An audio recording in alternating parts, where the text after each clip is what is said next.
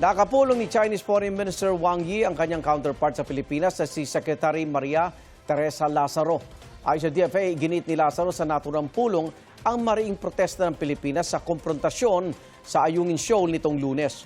Sa naturang konfrontasyon, 2 sundalong Pinoy po ang nasugatan. Ang pag-rescue sa kanila, hinarang at binuntutan pa umano ng China Coast Guard. May unang balita si JP Soriano.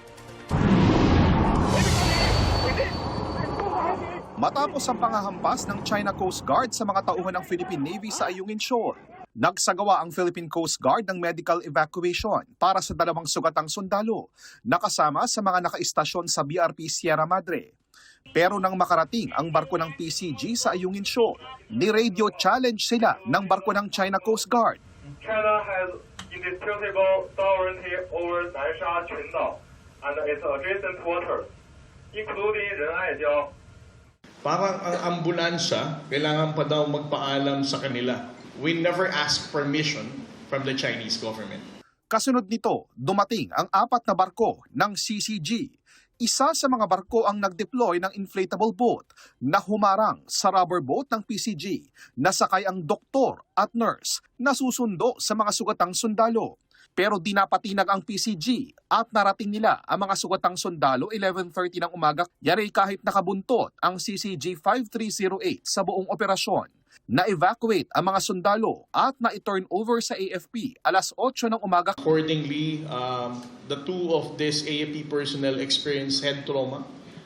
The other one has a laceration on his head because of the trauma which is approximately 7 to 8 centimeters.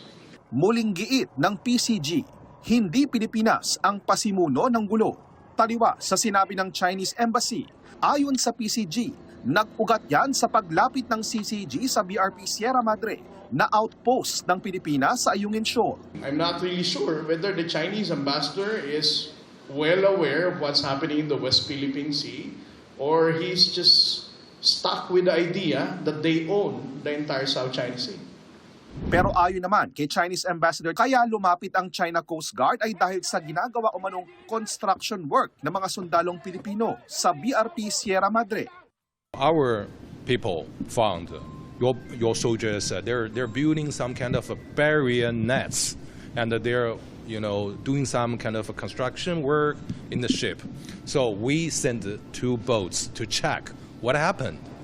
Anya, labag umano ito sa diwa ng kasunduan na panatilihin ang status quo at huwag magtayo ng bagong istruktura roon. That's against the spirit of our provisional agreement. That is no new construction, keep the status quo. Okay, we agree to the resupply agreement.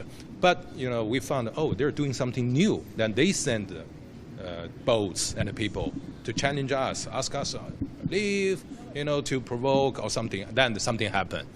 So that's the whole story. Sinisikap naming makuha ang pahayag ng DFA at Malacanang tungkol dito. Nakaharap ni Foreign Affairs Secretary Maria Teresa Lazaro si Chinese Foreign Minister Wang Yi sa bilateral meeting sa gitna ng 59th ASEAN Foreign Ministers Meeting. Ang pagpunta sa Pilipinas ng isa sa pinakamataas ng opisyal ng China para sa ASEAN Summit na taon, 2 araw matapos ang insidente sa pagitan ng China Coast Guard at mga Pilipinong sundalo nagbabantay sa BRP Sierra Madre sa West Philippine Sea. Ayon sa DFA, iginiit ni Lazaro ang mariing protesta ng Pilipinas kaugnay sa insidente sa Ayungin Shoal. Inihayag din ang pagkabahala ng Pilipinas sa mga aksyong lumalabag sa karapatang pandagat at naglalagay sa mga Pilipinong mangingisda at sundalo sa peligro. Iginiit din ni Lazaro ang pag-aalis ng mga natitirang istruktura sa Bajo de Masinloc. Tinawag ding nakaiinsulto, nakababahala at hindi katanggap-tanggap ang video ng China Daily na inihalin tulad ang mga Pinoy sa mga unggoy. Bago ito, ipinatawag ni Pangulong Bongbong Marcos si Chinese Ambassador Qin Guan at ipinarating ang protesta ng Pilipinas kaugnay sa nangyari sa Ayungin Shoal. Sabi ng isang mataas na opisyal ng gobyerno ng Pilipinas na kasama sa pulong na iparating daw ng Pangulo ang mensahe gamit ang very strong words. Pero sabi ni Ambassador Qin sa panayam ng media, this meeting is very constructive and it's not kind of diplomatic protest and demarche, point fingers to each other. Kaugnay naman ng AI-generated video ng China Daily, sabi ni Ambassador Ching. It's just media's, action, and it's nothing related to government.